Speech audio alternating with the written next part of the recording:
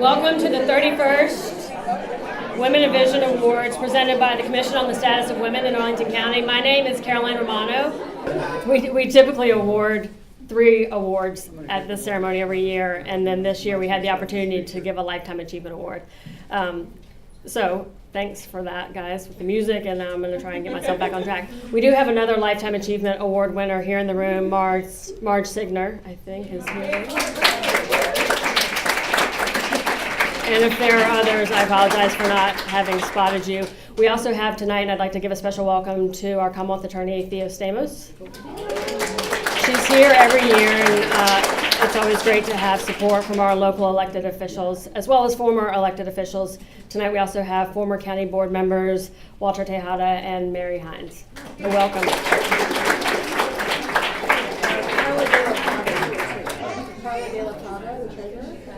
Oh, and Carla's here.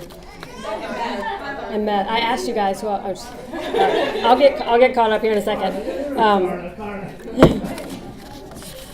And obviously tonight would not be put on without the Commission on the Status of Women and the hard work that our commissioners do year-round to address issues that are important to women and girls in Arlington. When folks ask, what does the commission do? Well, we do what women want us to do. So the issues of the day, the things that are important. This year we've spent a lot of time focusing on not just women in business, but trying to help women who are lower wage earners get into more steady positions where they can earn a bigger salary and support for their families and have stability. So that's one of the issues we're going to be focusing on this fall with special forums and educational opportunities. We always do something for Domestic Violence Awareness Month with our friends at Project Peace and throughout the county. And then we always do a lot of work as well during Sexual Assault Awareness Month in April. This group of women, so a lot of the issues are driven too by the passions of this commission, and these women we've lit a fire under their butts about the lack of resources for victims of sexual assault in Arlington. And so it seems sometimes that we focus a little too much on one issue at a time, but we try and do that so that we can get something done. And I think this group has achieved a lot. So thank you all. If I can take a second just to tell you who our commissioners are. Y'all have heard from me. We have Marguerite Luter, who's our vice chair. Sasha Whitney is here. And all these women were here 3 and 4 this afternoon in their flip-flops and bare feet, setting up everything this evening, so they deserve an extra round of applause when I'm done. Jill Caiazzo is here. Stephanie Clifford. Catherine Farley is a commissioner, but she's not here tonight. Amanda Herman. Azadeh Meshkate, who is, she's the chair for this event, and she did an amazing job. I think she's actually out front. Meg Patterson. Marissa Peacock. Let me slow down so y'all can clap. Okay. Alejandra Santoala. Catherine Smolka, who's not here, Xenia Ruiz, and Rebecca Wilheim.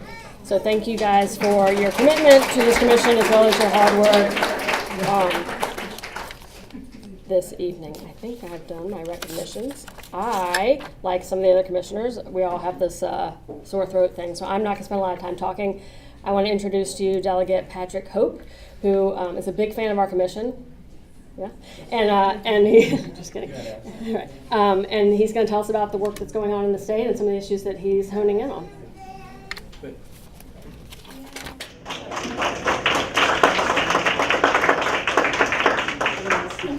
Thank you all so much. It's a pleasure to be here with you, and I guess I don't know if this is a keynote speech or what it is, but yeah, it is a keynote speech. So it's a really important speech. And I honestly did not know what I was going to say. I was really worried about what I would say today because I have something to say, and I could talk to you about some of the bills that we passed in the legislature, and I took some really good notes during the session. And I want to share with you some things that I think will influence and help the status of women across our Commonwealth. But I did want to talk about some other things as well too. So I was really worried about, is this a good forum? Is this a good venue? I'm up for re-election. I got to be careful about what I'm going to say here.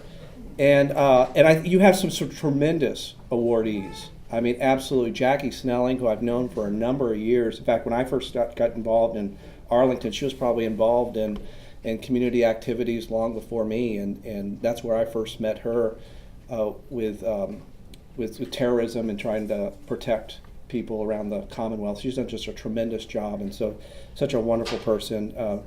Jennifer Nycz-Conner, who I don't know, and I think it looks like I read her bio. She's just a good, outstanding awardee. Patricia Funegra, who I've known for a number of years. Patty is a terrific awardee as well. And of course, Emma Violand-Sanchez is earning the Lifetime Achievement Award, which is just absolutely well deserved. Let me talk to a little about some of the session highlights related to women, and there's a story here, and it's probably related or reflection more on me than anything else. We had a bill that passed that would require health plans to cover up to 12 months supply of contraceptives for women. It sounds like a no-brainer type thing that if your doctor prescribes it, that should be something that's easily accessible for you to get. And it passed overwhelmingly this year. It's going to go into effect in January of 2018. I brought that identical bill last session, and it failed miserably. Absolutely. So you have obviously it's a patron problem that you have there. But Eileen Philicorn brought the bill, and it was a great idea to make it access to contraception. And so this is a wonderful achievement. Another bill that I sort of went back and forth on. I'm on the courts committee in the General Assembly, and one of the eye-opening moments for me. This is a bill that it's in effect July the 1st. It says where there's an order for spousal support has been entered into by the court may order that the other party maintain a life insurance policy, with the beneficiary be the other party, the spouse. And in most cases, we're talking about the woman in that case. And I sort of, when this bill, I'm on the civil committee, when this bill first came up, I was thinking to myself, wow, you're going to force someone to continue paying monthly premiums long after you've divorced, long after you've had a decree on a divorce. But then we heard the argument that, in a lot of cases, it's women who are giving up their careers for their spouse, and they don't have the income, and they don't have that kind of support, or maybe in some cases the career advancement, or even the experience, or even education, and they've given up so much of their life to support the other spouse. And so in a lot of cases, this makes a lot of sense. They're doing it in a lot of states. And so it's a good piece of legislation that the governor signed into law. There's another bill that you sort of like, does this really need to be a law? It would make it a crime for someone to mutilate a female genitalia. And I know Marge Signer was lobbying on this issue as well. And you sort of ask yourself, do we really need a law for this? But there wasn't one, and it was happening throughout the state. And so that's something that's very good that was passed. There's another piece of legislation that was vetoed by the governor, and I think for very good reasons, having to do with women. But it's a bill that provided that when there is a protective order that's been placed, so it's usually for domestic violence, and usually in this case it's protection of women, that it would allow that individual who sought that order to have a concealed handgun without going through the permit process, without having to get any training or anything like that. And that's why the governor vetoed the bill. But it is a real issue for a lot of women that are facing this, and it's to protect themselves, because in a lot of domestic violence situations, there is a real concern for your life in there. But it went a little bit too far. But I wanted to mention it because even though it was vetoed by the governor, it is something that I think is going to come back in some different form now to make sure that women have the proper protections that they have. So that really is for the session of what happened. I think that would be something that you'd like to hear about in this particular session pertaining to women. But I will tell you, this is something, I have 3 daughters, and it really was not anything that I thought a whole lot about the status of women in the workplace and even in politics until I had kids. Now I know some of you out there might have boys and they're okay, I suppose, but having daughters changes things. I have an 11-year-old and 2 9-year-old girls. And I think about the last political season that we've gone through. My kids were very much interested in Hillary Clinton running for president and breaking that glass ceiling. Regardless of your politics of it, it was an exciting time. It was history in the making. And my kids were very much in tune to that and very much surprised that this would be the first woman ever to be elected president of the United States, because I teach my kids that they can do anything they want. They can be anything that they want, and I've instilled that in them. But that's still very surprising to them. And you see it in politics. We all see it. We know that women make up a minority in the legislatures all across the country. It's not just Virginia. I would think Virginia is probably below average, and it is a really bad, but it's throughout the whole nation where we're not seeing that. And we see things happen where women don't support other women in running for public office. But it's also business as well. One of the things that I don't talk about is as an elected official, that's how a lot of people know me as, but I am an executive of a trade association. I work in Roslyn, I work for manufacturers, and I work for a division of medical imaging manufacturers. So you think about GE Healthcare, Philips, Siemens, Hitachi, Canon. I mean, these are all names that these are global companies. They're billion-dollar companies. And I put people on our board that are at the executive level position. They got to be CEO or above. And I got to tell you, friends, there's not a whole lot of CEOs out there that are women. In fact, I'm affiliated with electrical manufacturers, and you think about Honeywell and also GE and Siemens and elsewhere.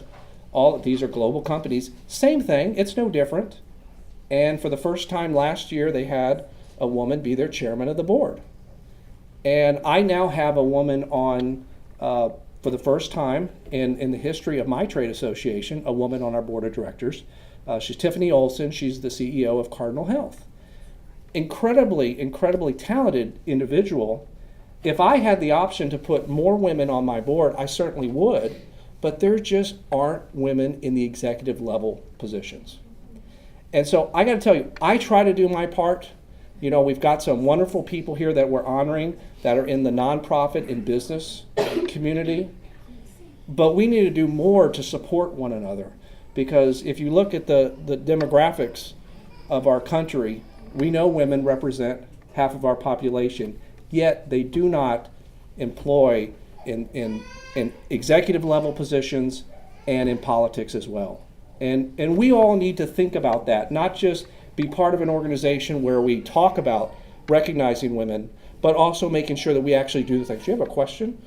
No, I have a comment. Oh, okay. There are plenty of women here that are qualified to be on corporate boards. As part of Women in Technology, we do the Leadership Boundary. Marguerite Lutter is the chair this year. And we do a whole program with NACD, National Association of Corporate Directors, to prepare women to be on corporate boards. We have 98 graduates. That's great.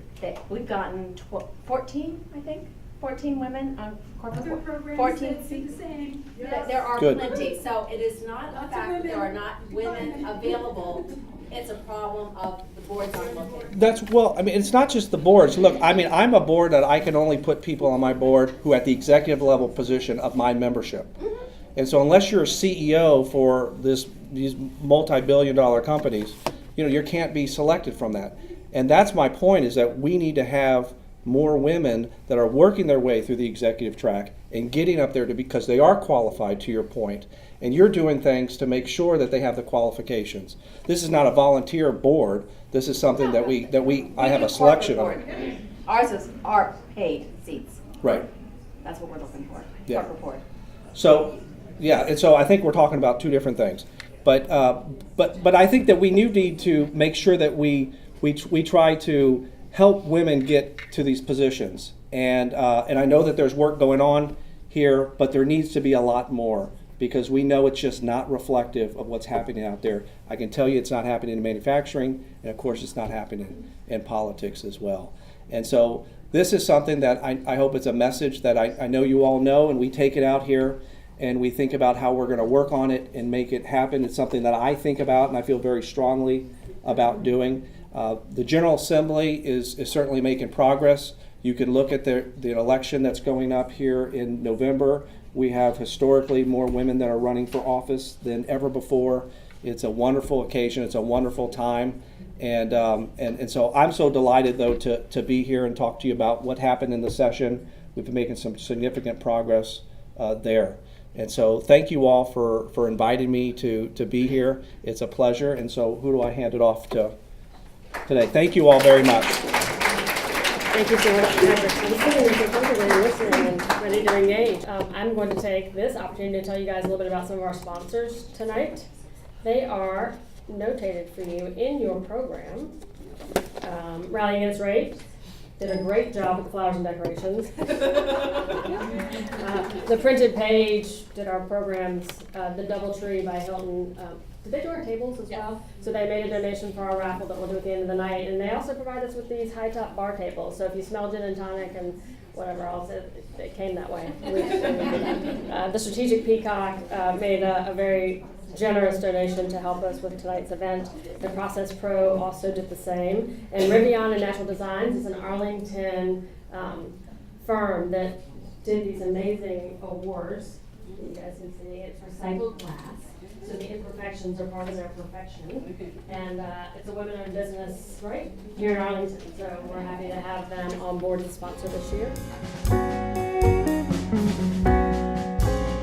My name is Jill Caiazzo. I'm also a member of the commission. I'm a last-minute addition to the program. You'll see that your program says that Azadeh Mishkati is supposed to be doing the awards. She's actually our coordinator of the event. She's in the back. She's not feeling well today. Nonetheless, this is, I think you would agree, a wonderful event. So hats off to Azadeh. I am qualified to do this only by reason of the fact that I am still standing and not sniffling and not for my audiovisual skills, so I apologize for that, but we will muddle through. So yes, it is my pleasure to introduce our awardees tonight, and we do have just an amazing group of women to honor. So first up, see, I told you my AV skills, not so great. But first up, our award in the area of government deservedly goes to Jackie Snelling.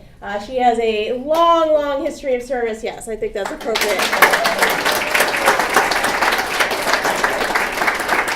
A long history of service. I'm going to ask you to pause right there for a second for our surprise video. But you have a long history of service in the county, and we're going to hear from some of her colleagues and friends about just why Jackie is so deserving of this award. If we can get the AV to work, so let's check it out.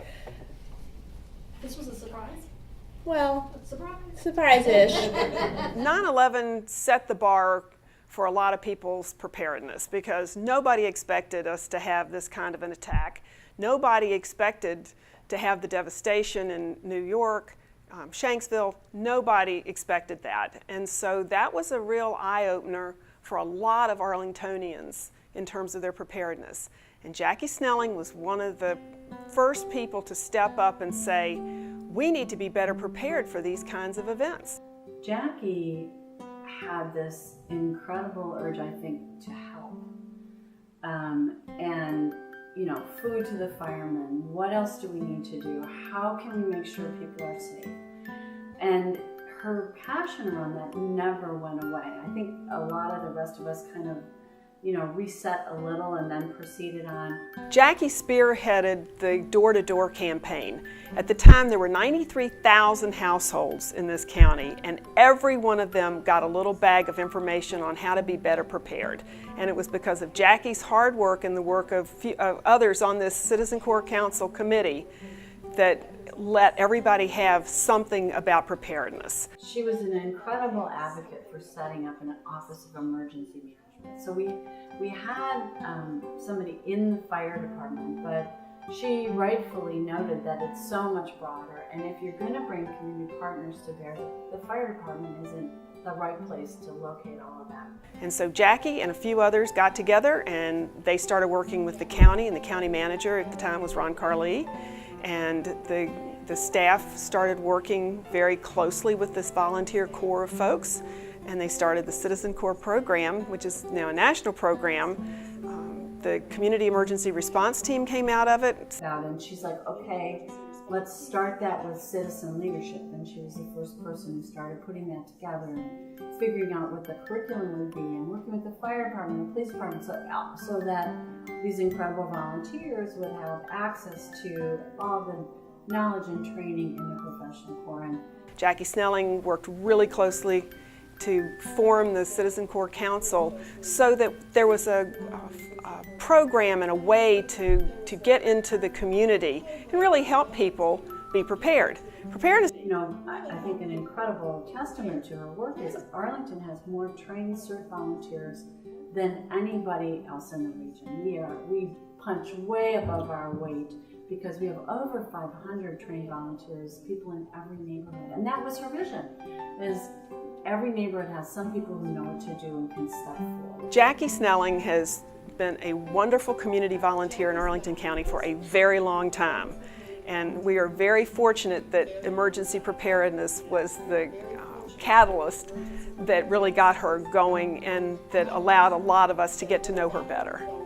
So she looks at problems, she encounters problems, and she says, how can I take what I know and work with other people to make this better for folks? And for that reason, I think she's an incredible woman.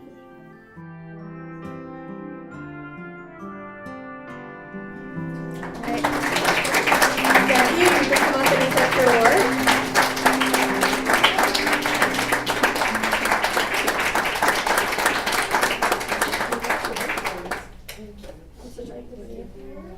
Yes, I would, and I'm probably going to need to have that. Set that down. I will hold this too. Thank you.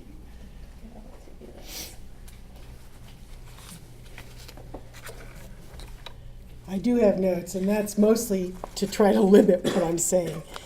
I'm really honored to be standing before you and receiving this award, and I want to thank you all very much for this. It means a lot to me. I've been really fortunate to be able to have what some people might view as an odd work-life balance. That's a topic people talk about a lot today. And that is that I seem to alternate between career work and volunteer work that's all the same. So it's kind of seamless. I can't really tell. I began my career, my education in the area of education and worked in the New York City schools for 10 years, and then came here and worked in the Arlington schools as a volunteer, and then did, after 9/11, the preparedness was a volunteer, and now I'm a professional emergency manager at FEMA. So I've gone back and forth, paid, unpaid. It doesn't seem to make a difference. It's all work life to me, and I'm very fortunate to have been able to do that. Of course, the many people who are here or who are representing people who are here is the real honor of working with all these fantastic people in Arlington. And if I had my way, I'd use way more than 2 minutes to just start naming people, and I would just go on and on. But there are some people and some who are here that I want to mention. In the schools, which actually Mary had said she was going to talk about schools, but she didn't.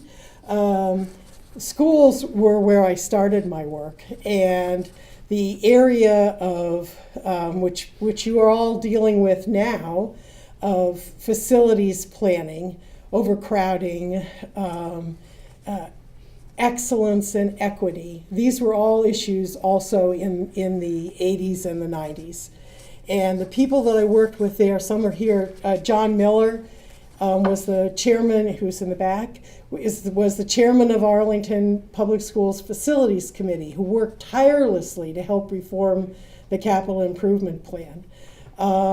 Don Jones and his wife Barbara, also in the back of the room, he was facilities for Taylor, and Taylor was overcrowded.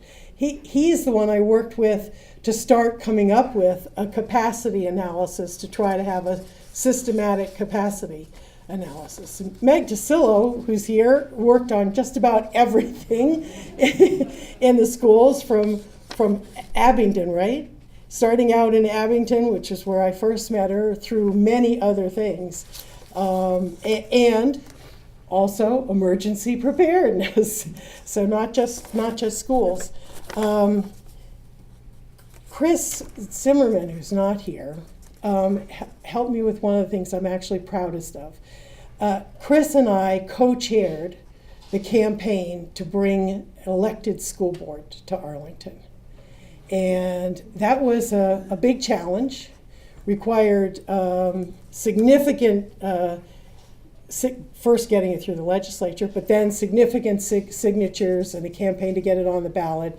It passed overwhelmingly, but it was in part because Chris was willing to take a stand on something that was not exactly popular at the time and work with me on it. Diane Smith, who's not here, helped get the signatures. So that's something I just wanted to mention as a very important thing. Carol Skelly and those who worked on the team. I understand the team is now so successful that it's moving on, but the plan of using people's choice to be able to motivate and improve boundaries, I think was successful, and I'm proud of that. The principals, Sue Robinson, Kathy Panfils, all of the principals who were involved, Mary Hines. Okay, so I can't keep listing names because then I'll be definitely over my time. And in preparedness, actually I see Walter here. Walter helped organize, Walter and Patrick Hope helped bring community emergency response teams to the Buckingham neighborhood. So everyone was involved in making preparedness happen. I would say Kim Smith, Jay Fassett, he's the one who really helped make it happen, and Barbara Favola, very supportive, and Libby Garvey, and Chris Milliken, and Bill Bosman, who worked with me on the National VOAD to bring services for volunteer organizations. So I want to just keep Renee Costales, Marge Hobart, Jean Hubbard. I just really want to just name all these great people, but I can't. So I'm going to leave you with one thought, and that is, these are all smart, well-informed, dedicated, passionate people. That's one of the things that I think we all have in common.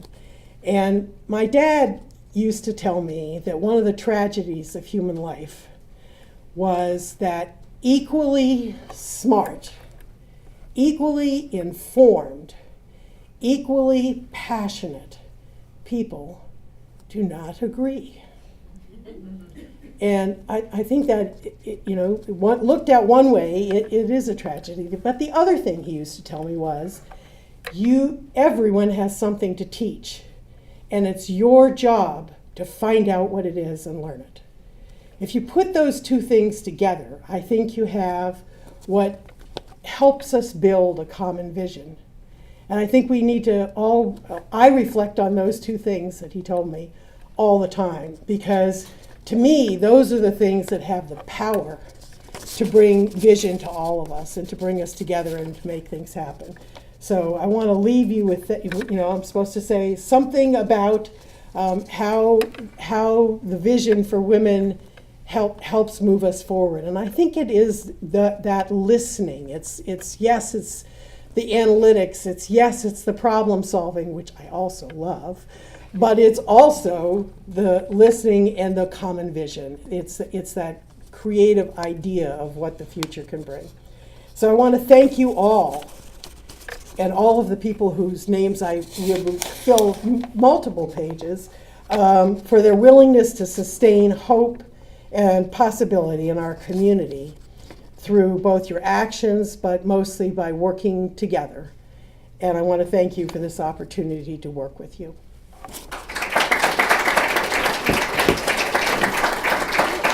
Thank you so much, Jackie, for those words. Turning to the field of business, our next awardee is Jennifer Nycz-Conner. She is the editor-at-large of the Washington Business Journal. Yeah, we're excited. Jen is probably the most creative person on our staff. She constantly amazes me with her ideas. She's one of those people that has an idea a minute, and most of them are usually pretty good. I love when I go out to the newsroom and I'll say, does anybody have a contact who might be able to help us with this? And Jen is right there. She will list 3 companies immediately with 3 people to call. She'll give you their numbers and she'll tell you why you need to call them. And each one works out. Jennifer Nycz-Conner started her journalism career in television production. working on projects for HBO Sports and the McLaughlin Group, among others. She also served as the Executive Director of Women in Film and Video, an organization which builds community and supports people striving for a career in media. But for the last 12 years, Jen has been at the Washington Business Journal.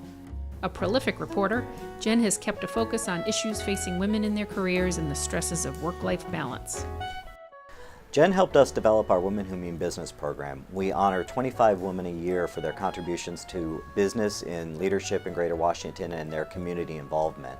And Jen helps us select the women, she interviews the women, and she runs our whole program. So we do a lot of events around that, and she emcees a lot of events. One of the events we did earlier this year was how women rise from middle-level management to the CEO position, which was a huge success. It's a big problem for a lot of women. They hit that glass ceiling, and it's really important that we have more female CEOs in Greater Washington.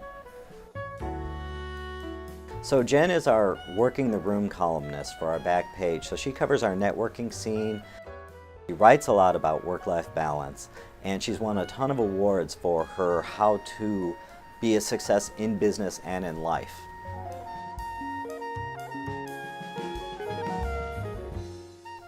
The awards reflect her excellence as a journalist. And the leadership role she plays in the DC metro area is based on her deep commitment to her community. Just that she's done just about every job here in the newsroom, and we call her the jack of all trades. She's done radio for us on WTOP. She's done video for us. She used to write all of our features on workplace strategy, and now she's our editor at large. She helps us with events. She is a big face of the Business Journal right now, and her creativity and her commitment to Greater Washington and to the Washington Business Journal is unmatched.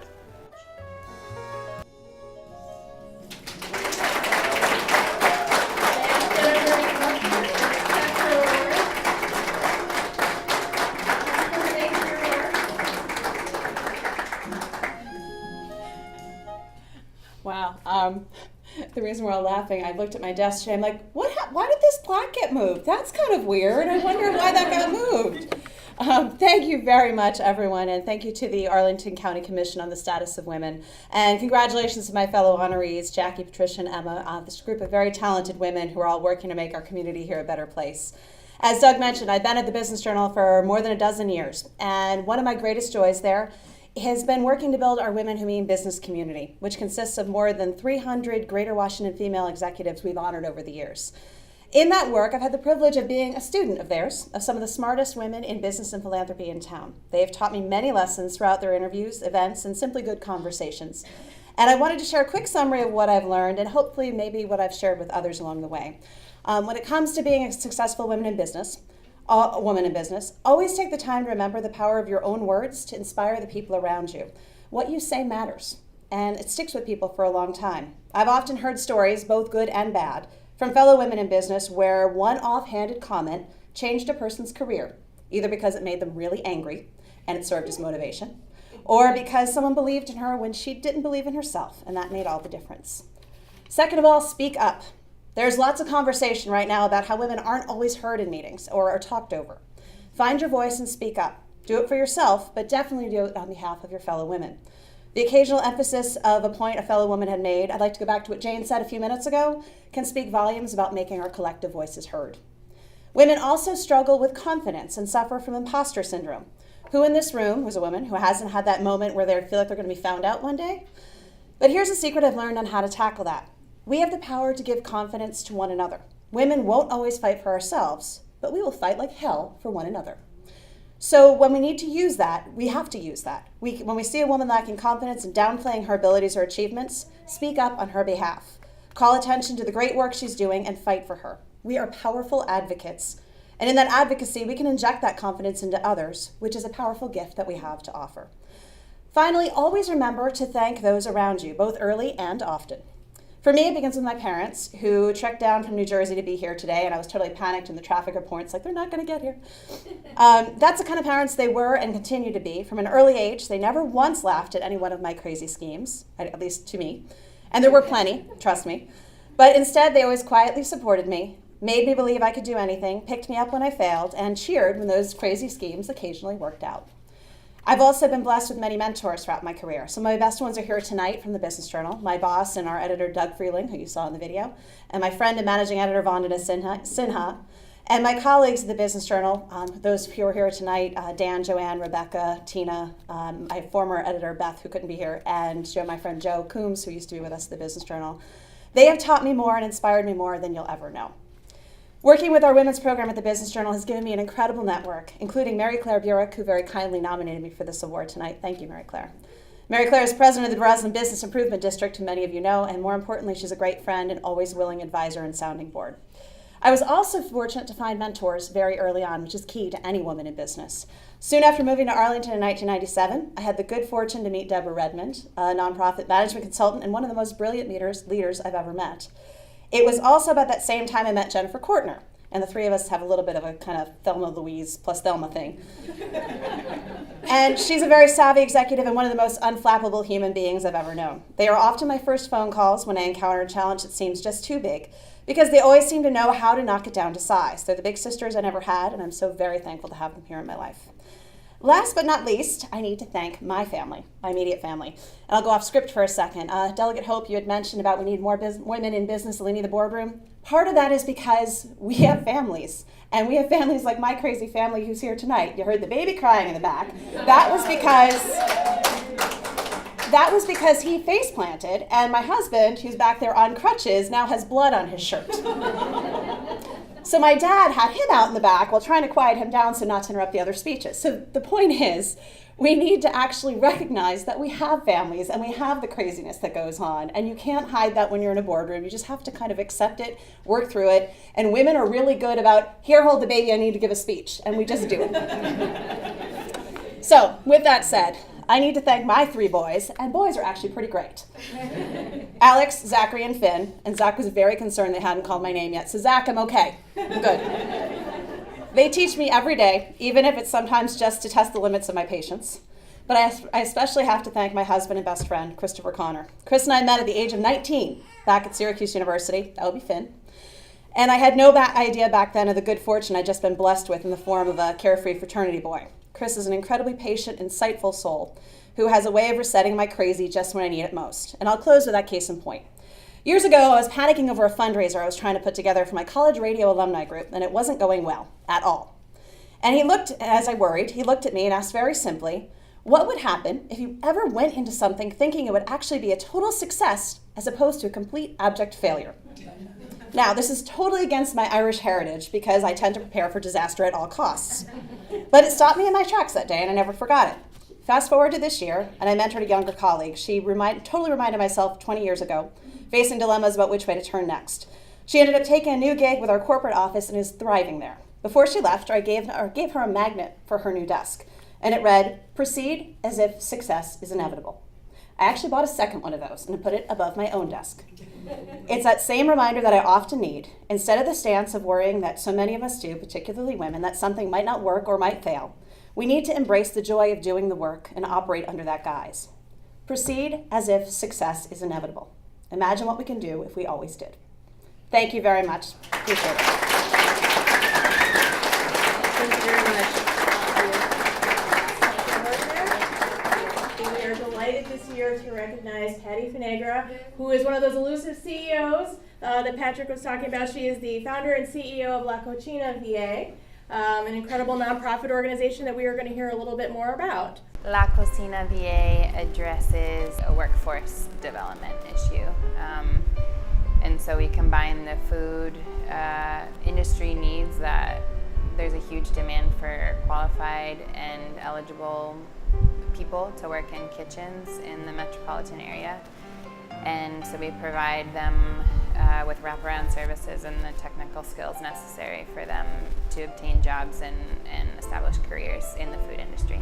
It's very interesting to see how the students come on the first day of classes with fears. They are thinking maybe they cannot do, but after that they have the powerful to do many things, to start new jobs, to start even businesses. And some of the students start their business plan to start their own catering or food trucks. So it started in 2014. That was the first class that they graduated. We've had 65 students enter our doors. There's 9 that are in our current class now. We have an 85% job placement, which is pretty incredible. We have over 23 partnerships with hotels, catering companies, restaurants, and that obviously didn't happen overnight, but it's been a very rapid period of growth. Even this last cohort that was my first class teaching here, we've added that much more into this new cohort. So it's grown a lot in the 2 years that it's been operating. Well, Patty, she's a Peruvian, very, tiene mucho empuje, le gusta perseguir sus sueños. She's always, he have a vision, and when she have a vision, she going to run she's going to perseguir los sueños hasta que los consigue. She's a good leader. She tried to find a way to do or to help more people always. Last night, actually, we had our graduation for that class, and 75% of them on the night of their graduation were already employed. So they received 2 certifications, one from the Northern Virginia Community College in Workforce Development and Culinary Arts, and another ServSafe certification. So there's 9 new men and women that have all the tools and skills necessary to flourish in the food industry where they are most certainly needed. La cocina en estos 2 años ha ayudado mucho a mejorar la vida de muchos hombres y muchas mujeres que no tenían esperanzas para conseguirlo, porque el conseguir educación en este país es algo que es inalcanzable para muchas personas. Y me siento muy orgullosa de trabajar aquí, de poder ayudar a cambiar, a transformar vidas, ¿no? Eso es todo.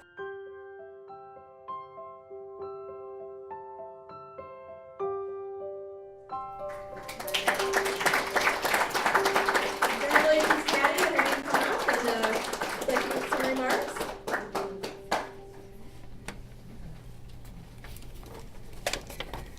Wow, we should all take the time to look at these type of videos. We don't allow ourselves to see the impact of our work. We are always on the run trying to accomplish more things, but thank you to my colleagues that put together this video. Thank you to Arlington County Commission on the Status of Women for looking at the work of these women and consider me for this honor. Thanks to Marilyn Traham also, who saw something in me more than 4 years ago, who has now nominated me for this award. I love this particular Facebook feature that posts memories on your page. It's a reminder of all posts from the past. You know what I'm talking about. So a month ago or so, I got this one that I posted on my Facebook page back in 2012. A short one that read, how can I not?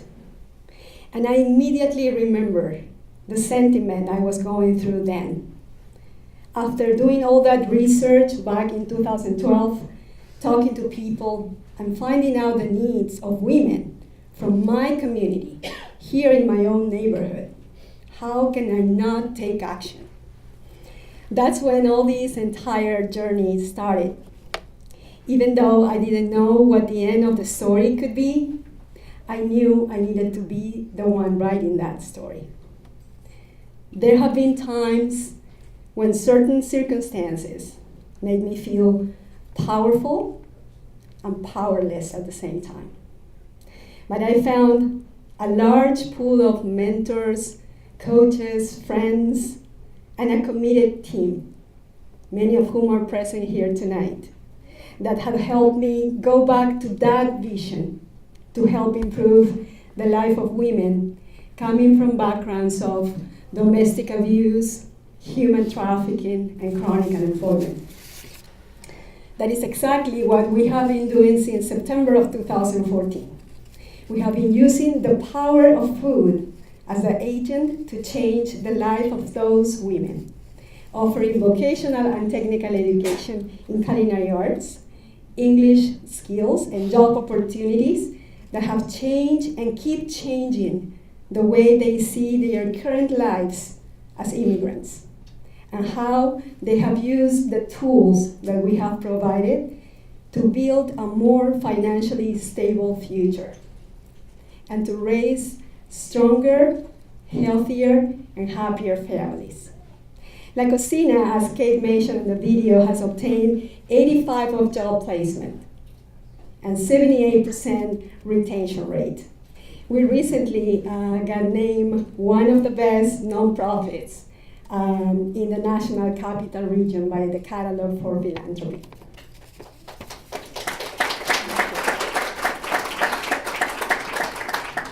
How we have made it possible? Engaging local governments, private sector, and civil society to all collaborate to dismantle those barriers that have systematically prevented our communities from reaching success. My vision now, going from building a successful nonprofit to building a movement of change makers.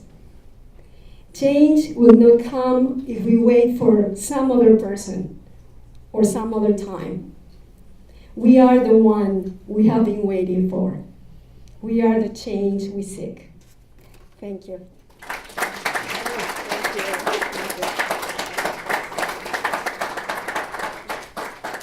Last but certainly not least, we're turning to our Lifetime Achievement Award, this year going to Dr. Emma Violand-Sanchez. The Commission really wanted to give her the award this year, given that she retired from the school board after a long record of service last year. So we were delighted to give her this award, and let us hear from some of her former colleagues. I've known Emma for almost 40 years. We started out as parents together with kids in Montessori. She was running the school system, Easall Hill program, developing that.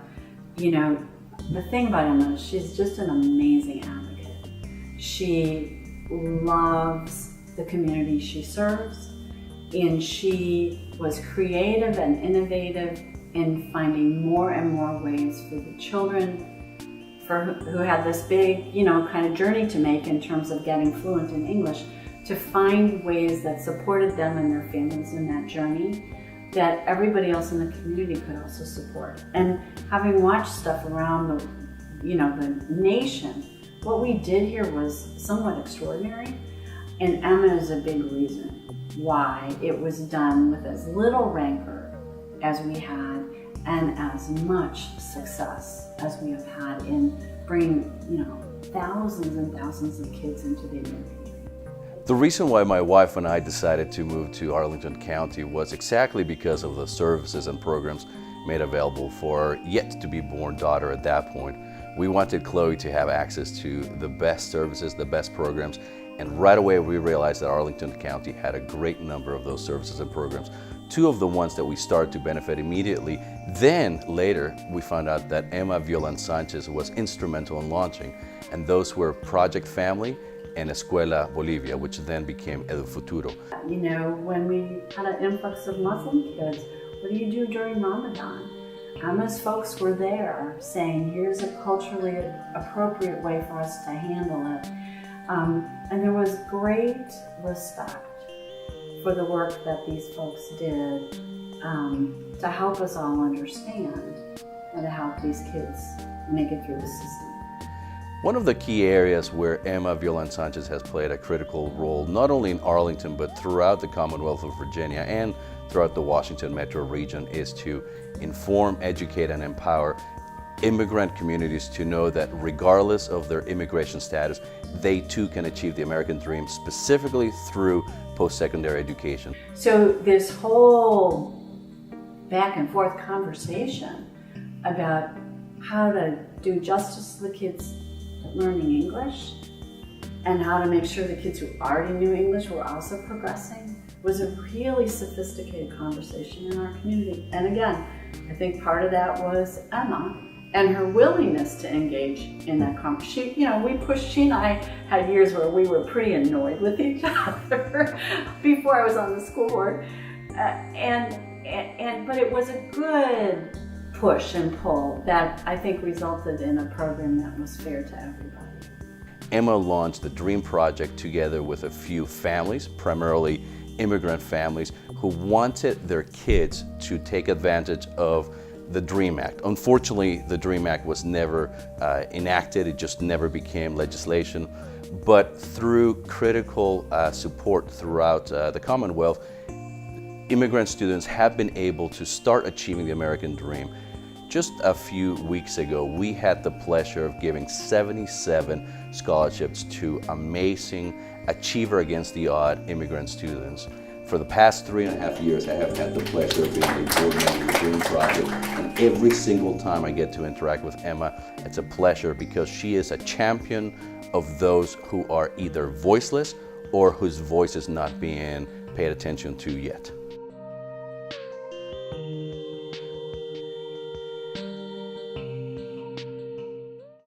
Give a round of applause for Emma. Emma unfortunately could not be with us today because of a long-standing trip that she had planned, but fortunately we do have a video of some remarks from her, so let me play that. I'm away on a family vacation with my daughter Julia and my precious grandson Victor Luis. I am humbled for this recognition and I wish to express my gratitude to the Arlington County Commission on Women for this Lifetime Achievement Award and to Tania Talento for nominating me. I am delighted to be represented by my 98-year-old mother, my son James, and my sisters. Actually, it is my mother who deserves this recognition for having raised 6 daughters. After separating from my father, my mother made the courageous decision to send her 3 oldest teenage daughters to the United States to live with American families in order to pursue higher education. I think that she deserves this recognition. This award comes at a time of transition in my life after having dedicated 40 years as an educator in the Arlington Public Schools and have served as a school board member. Now I have more time to be with my grandson and also to volunteer for the DREAM Project, a nonprofit organization that provides scholarships, mentoring, and advocates for undocumented youth.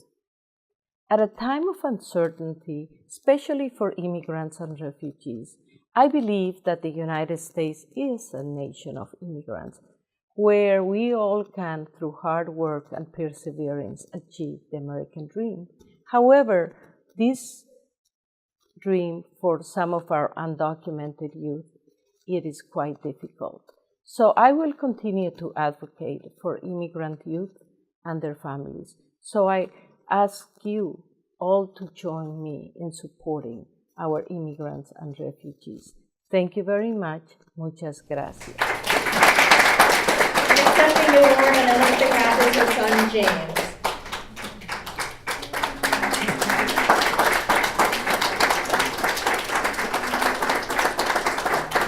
My son had a really cool mom. Yeah, but I'd like to actually take it with my grandmother, so if you actually